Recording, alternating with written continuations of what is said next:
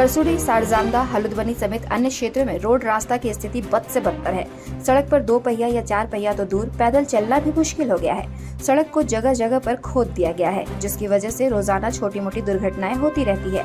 लंबे समय से क्षेत्र के लोग जर्जर सड़क को दुरुस्त करने की मांग करते आ रहे हैं, लेकिन विभाग के पदाधिकारी मामले को सुनने के बाद मामला को ठंडे बस्ते में डाल दिया है। वहीं जिला परिषद सदस्य पूर्णिमा मल्लिक व समाज सेवी माणिक मल्लिक ने बताया कि जल्द ही वे पथ निर्माण विभाग के अधिकारियों से मिलेंगे और जर्जर सड़क को दुरुस्त करने की मांग करेंगे।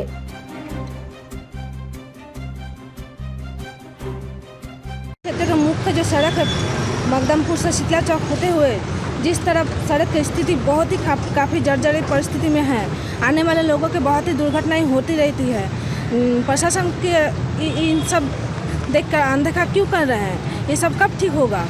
और ये सब जल्द से जल्द ठीक नहीं होगा तो हम लोग आंदोलन पर उतर आएंगे।